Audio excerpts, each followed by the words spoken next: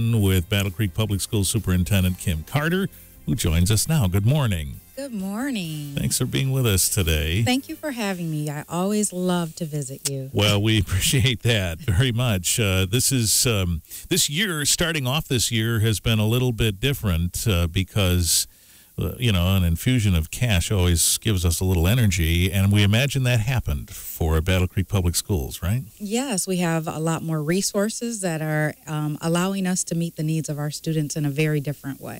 What are some of the examples of what you've been able to do now because of that? So since the announcement that was just this past May, we have been working feverishly to implement some new programs and opportunities for kids. And just this year, at the launch of the school year, we were able to add over 40 new positions to the community, which would add literacy assistants in every single one of our kindergarten, first, and second grade classrooms. We've also been able to hire Bearcat coaches to place in our upper elementary, middle, and high school that will help us with mentorship and adult supervision across all of our schools to provide that school safety and climate, or address those school safety and climate issues that were raised in some of the surveys and interviews with our families. We've been able to expand our REACH Accelerated program, and so now we have students in the 4th and 5th grade across all of our upper elementary schools that now have access to the Battle Creek Area Math and Science Center to take some accelerated courses in both English language arts and math. So those are just a couple of the things. We've added new textbooks.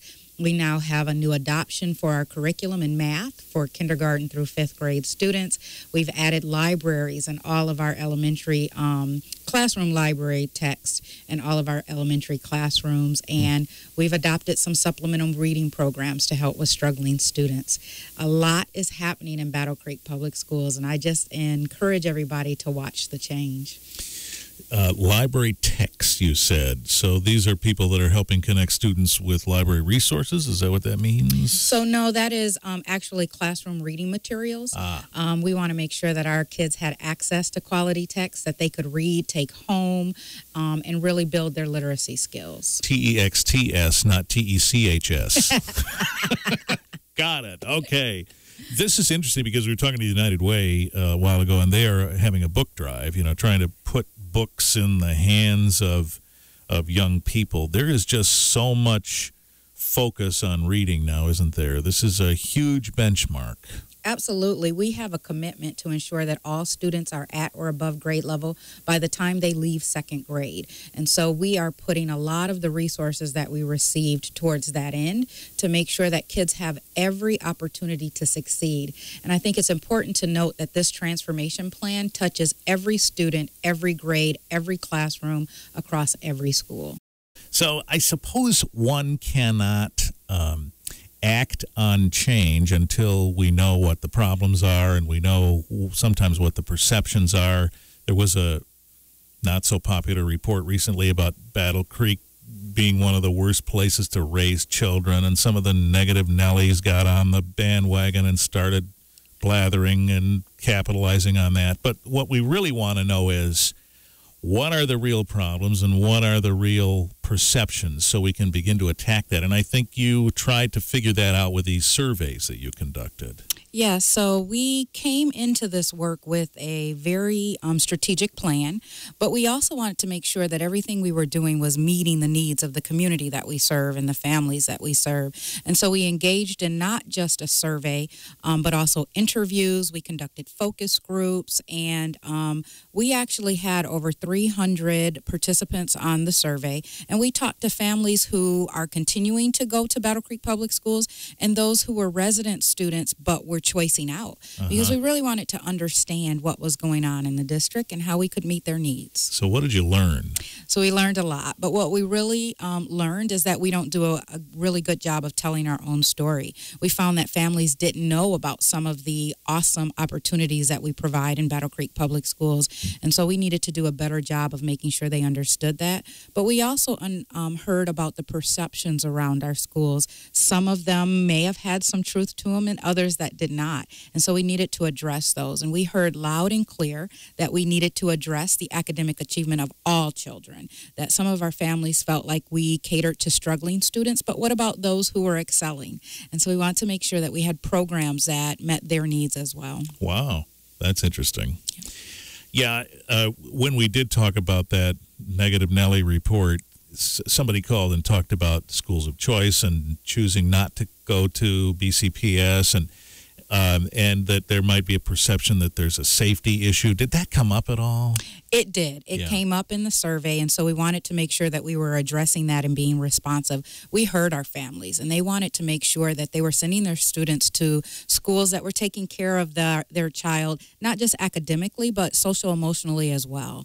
So we implemented behavior interventionists in every single one of our schools, and those are trained social workers who are there to help those students who need to have replacement behaviors taught and different ways to respond to the trauma that they may be dealing with in schools. So that's an interesting phrase, replacement behaviors. What does that mean? Yeah, so, students come to school, and when they're frustrated, they may act out, they may act inappropriately, and we want to teach them skills that help them deal with stress, trauma, and all of those other responses in a different way. Boy, these are things that maybe 40 years ago we weren't having to deal with as much, or we just didn't. But it's the reality, Yeah. and so we can't ignore it. And I think what we wanted to do is be very intentional and strategic and focused on making sure that every single child that walks through our door has the opportunity to access a quality education. We don't believe in exclusionary practices in the district. We understand that there are opportunities that students may need to have some time at home, but we make every effort to ensure that they stay in school and they receive a good education. So is it fair to say then that if there were safety concerns that came up in this survey, that they were unfounded or misunderstood?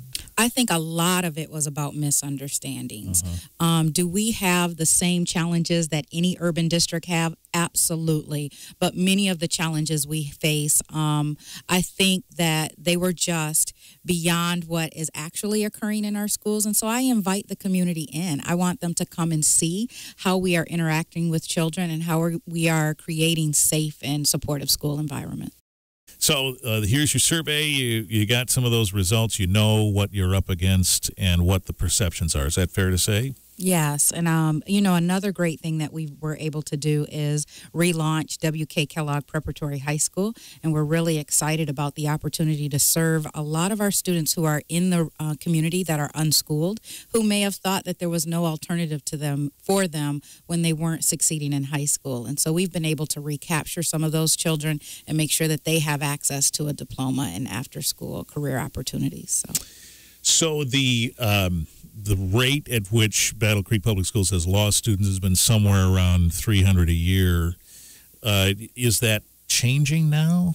So we are excited to report that we've already seen an increase in the number of kindergartners over what we expected.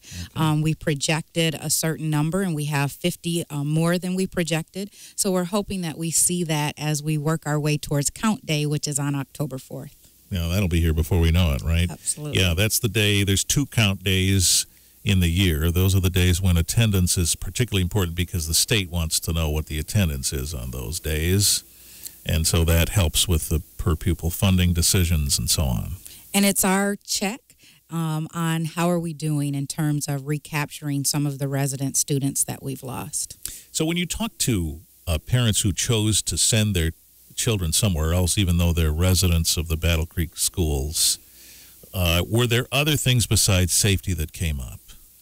Well, I think that was the resounding theme, and then really around programming and offerings, and it was really around misconceptions, and so we're going to do a better job of making sure that people understand that we have the most AP advanced placement courses in this area that we offer, that we have access to advanced accelerated programming, we have arts, we have our athletic programs, and so we want to make sure that people understand and there's a wide variety of choices in Battle Creek Public Schools. We offer before and after school care in all but one of our elementary schools and both of our middle schools. So these are opportunities that we provide to families, and we educate the whole child, not just around the academics.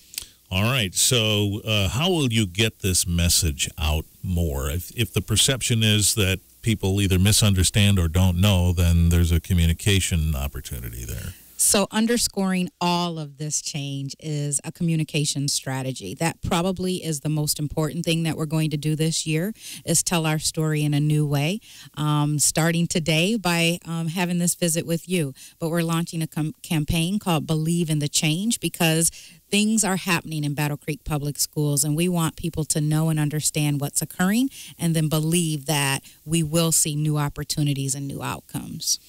Okay, and so the year started differently with this foundation infusion of cash, $51 million. So how does this work now? Are you reporting to them regularly about what you're doing? So I think it's also important to note that this is more than just an investment in Battle Creek Public Schools. It's an investment and an opportunity to study what really works in public education. And so, yes, we are partnering with an evaluation organization that will watch how this happens, and we seek to inform national public education research. How do you figure out what's working and what isn't? When you say, okay, let's just look around and see what we can find out, how do you call up other districts? How does this work? So we do a lot of research around best practices across the nation. Yep. And you know that there are award-winning schools out there, and we want to understand what they are doing to reach capacity and to improve outcomes. So we're trying to replicate some of those strategies here in Battle Creek, and then really watch what's happening and the outcomes that we're achieving as a result of that. That's why it's important to have an evaluation partner that's walking beside you, so that they can help you understand what's working and what's not working. I presume, too, the notion is that because it works somewhere else, it may not work here, or something might work here, it doesn't work elsewhere, so that complicates this a little. It does, and so we don't just pick up an approach and place it right here in Battle Creek Public Schools. We also have to think about the context, and to be responsive to our families and our community and understand their needs. So we use that to kind of give us some information, but it's not a cookie-cutter approach, and there's no such thing as one size fits all. All right, you mentioned that folks can come and see what's happening if they want to. How do they do that? Do they just call your office? I encourage them to check our website at battlecreekpublicschools.org and also follow us on Facebook. I will be posting some superintendent engagement opportunities, including key communicator meetings where you can come and just learn about what's going on and also give me some feedback on what you'd like to see done differently. All right, Battle Creek Public Schools, type that in the search box at the top of Facebook and like the page, and you'll get the updates. Thank you for the update. Thank you for having me. All right, we'll talk again soon. Kim Carter, Battle Creek Public Schools Superintendent.